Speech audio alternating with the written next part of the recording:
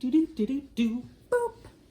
Hey everyone, Christine here, recent grad from the Humber Real Estate Program. Bup, bup, bup, bup, bup, bup, bup. For those of you who are in my shoes and are just graduating, congratulations. For those of you who are just starting out, I personally found C2 to be the hardest course because it's so long. Just get through C2 and you're gonna make it to the end. What I wanted to make a video about today, because I'm really thinking about it a lot lately and I like to share my knowledge if I can. I just want to share what I've learned over the last couple of months when it comes to brokerages and selecting the right brokerage, because this is kind of the stuff they don't teach you in the courses, and it matters. So for me, the two big things everyone kept telling me was you need to ask about trading and you need to ask about compensation. But I didn't know what to ask about trading and what to ask about compensation. So I just want to share what I learned about that, and then maybe add another nugget or two at the end. So here's what I've learned about training. I personally view training as there's two different types of training. I think there's training where they teach you things like how to run an open house, how to handle objections, how to convert a lead into a client, that kind of thing. There's that kind of training. And then there's also the kind of training that I would more call like productivity coaching or accountability coaching, that kind of thing. And that's great if you really want help mapping out how you want to run your business, how you want to look for your clients. And then based on how you want to run your business and how you want to look for your clients, then they'll help you build a weekly schedule so that you can then kind of build accountability for yourself. And they will also help hold you accountability in some instances as well. So I see training, some people think it's all one big thing and they get confused, but I think it's important to note that there's two different things that you can be asking for depending on what you need. And maybe you need both. So if you need both, then you might want to think about a team.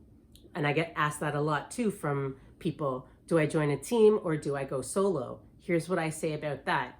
If the two things that I just said to you, the how do I do an open house, how do I handle objections, and how do I run my day-to-day business, if you think you need help with both of those things,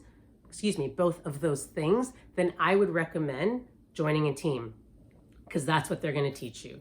They're going to teach you how to generate leads. They're going to teach you how to run your business. And a lot of the teams are also going to offer staging, putting signs up, doing all that stuff for you. Drawback, you're usually giving up half of your commission for joining a team. But again, if you don't know how to generate leads and if you don't have any clients, does it really matter if you're giving up half of your commission? You know, so things to think about. So that's around training. And since I kind of segued into commission a bit, I'll just jump right in and give you what I've learned about commission. Some of the terminology that you need to know is GCI. GCI is gross commission income. When people are talking to you about compensation plans, they're usually basing it on GCI. So GCI is before you've split any money up between anyone in your brokerage, the total amount of commission that you take in. And so different brokerages have different models. Some of them will say at a certain amount of GCI, you're going to pay this split. And when they're talking about splits, the first number is how much you get. The second number is how much they get. So they'll say you sell a certain amount, 50,000, 60,000, 70,000, 80,000, 90,000, 100,000, whatever it is. That first amount you're paying 70-30. So you're getting 70%, you're going to give us 30%.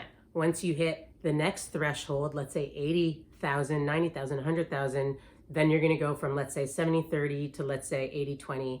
And then a lot of them will also do what they call caps. So, hey, once you hit 100K GCI, you're going to be at 80-20 or 90-10 or 70-30, whatever we decide. But once you hit that 100K, now you're just paying a flat fee. So we're going to cap you at, again, I'm using the example of 100K for basic math. And after you hit 100K, now you're only paying a transactional fee of whatever it is. Okay, so that's how compensation works.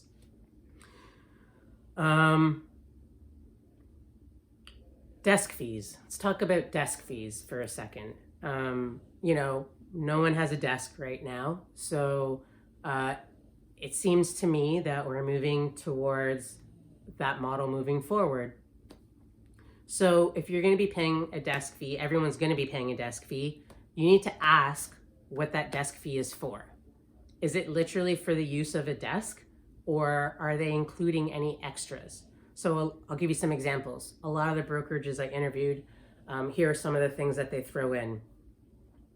A lot of them will give you use of their other software tools. So they'll throw in like DocuSign, et cetera, et cetera, et cetera, right? So they're not additional costs that you incur.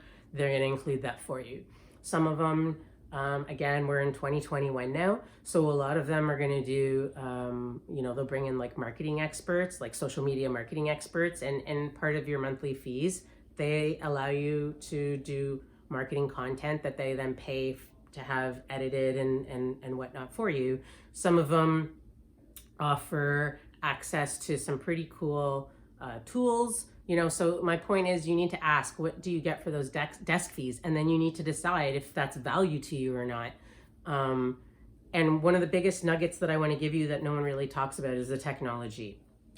So if you have a huge sphere of influence and you don't think you need to leverage,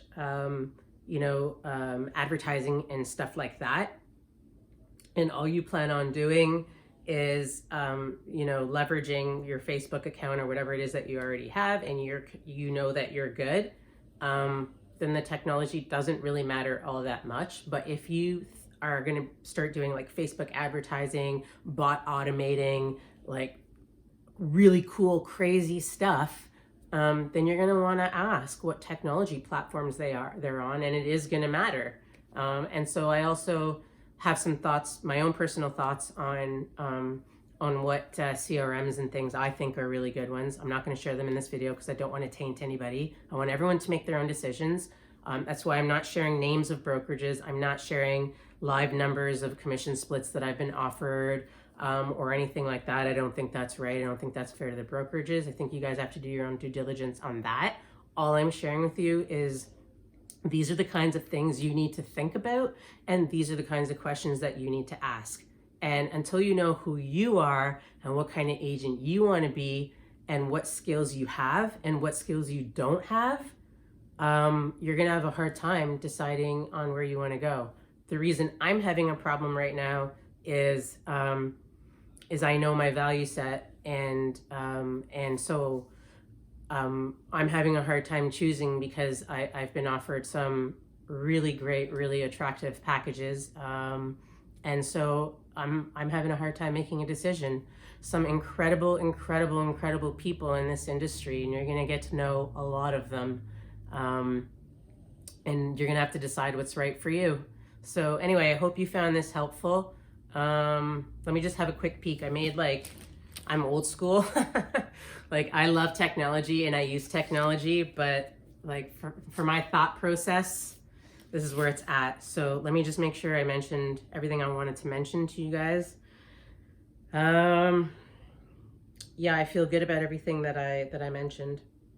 So yeah, that's all I got. I really hope that you guys found this helpful. I'm sorry if it was lengthy. I tried really hard to talk fast and pack in as much as I could, because these are the things that I really did not know when I started conducting my research. And I don't want to say that I wasted time, because that's not fair. I learned a ton during that time, but I probably could have saved myself, 40 hours of Zoom calls and phone calls to brokerages.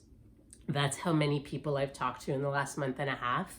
I could have saved myself so much time if I just known these things up front and really gotten to know what kind of agent I want to be and how I want to conduct myself, because that really, really helped me figure out what my next steps were going to be. So anyway, hope you found this helpful. I'm sorry if you hear a dog snoring in the background. Boston Terriers are like the loudest dogs ever. Have a really great day, everyone, and all the best to you in your brokerage search.